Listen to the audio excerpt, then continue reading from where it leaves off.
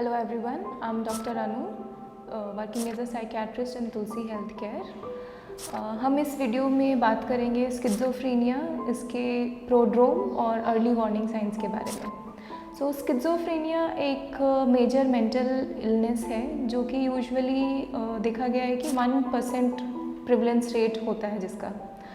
Now schizophrenia के अंदर patients के रियलिटी कॉन्टैक्ट लूज़ हो जाता है जिसकी वजह से उनकी थिंकिंग, फीलिंग और बिहेवियर्स में चेंजेस आते हैं। मोस्ट कॉमन सिम्टम्स की अगर हम बात करें तो उसमें delusions, hallucinations are the most common symptoms. Along with that disorganised behaviour बहुत कॉमनली देखा जाता है।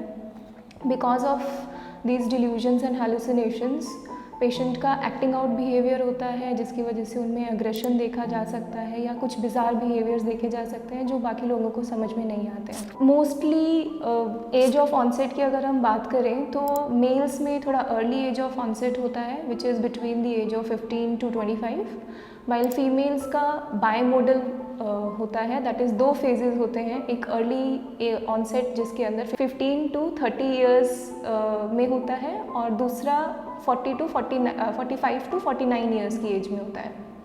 सो इस एज में हम लोगों को अर्ली सिम्टम्स को रिकॉग्नाइज करना क्यों ज़रूरी है? Because early intervention is the key. As the duration of illness progresses the treatment becomes difficult, symptoms deteriorate करते हैं और ट्रीट करना उनको काफ़ी डिफ़िकल्ट हो जाता है। नाउ इस फेज़ को जहाँ पे फुल ब्लोन साइकोसिस नहीं होता उसको बोलते हैं प्रोड्रोम, जिसमें माइल्ड सिम्टम्स आते हैं जिनको रिकॉग्नाइज सब लोग नहीं कर पाते हैं एंड एक फुल ब्लोन साइकोटिक एपिसोड आ सकता है। इस प्रोड्रोम में यूजुअली सिम्टम्स जो होते हैं वो माइल्ड परसेप्चुअल डिस्टर्बेंसेस हो सकती हैं, जैसे किसी को इल्यूजन्स आ सकते हैं, कुछ थॉट प्रोसेसेस के अंदर डिफरेंस आता है, उनकी पर्सनल केयर थोड़ा हैम्पर हो जाती है, सोशल आइसोलेशन हो जाती है, उनका वर्क फंक्शनिंग थोड़ा बहुत डिटेरियोरेट करता है बट एकेडमिक डिक्लाइन कर सकता है, but it's not amounting to functional deterioration to the extent कि उनको ट्रीटमेंट की उस समय पे ज़रूरत पड़े। So other people might not actually acknowledge कि उनको कुछ प्रॉब्लम हो रही है। इस प्रोड्रोम के कुछ ये जो प्रोड्रोम होता है it can extend from weeks to months to years.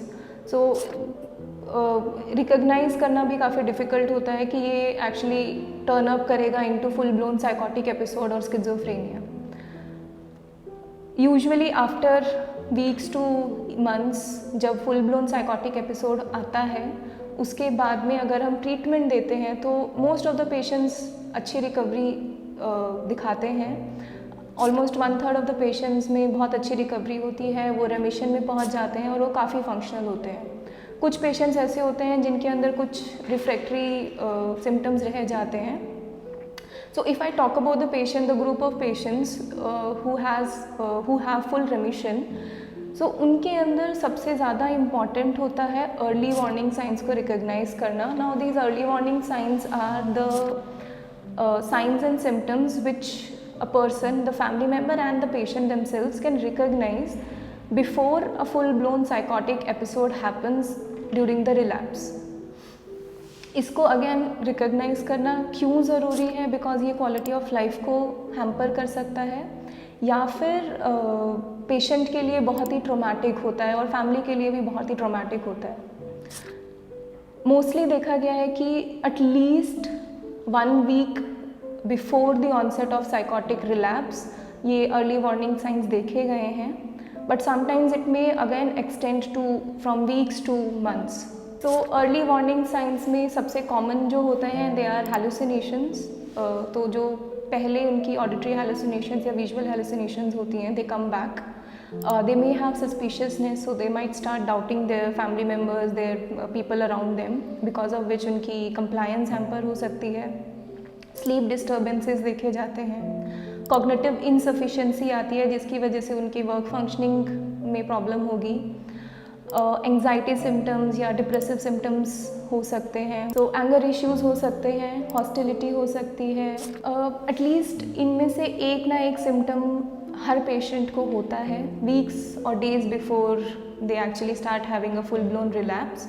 तो इन सिम्टम्स को रिकॉग्नाइज करना बहुत इम्पॉर्टेंट है so that quality of life patient की और फैमिली की अच्छी रहे।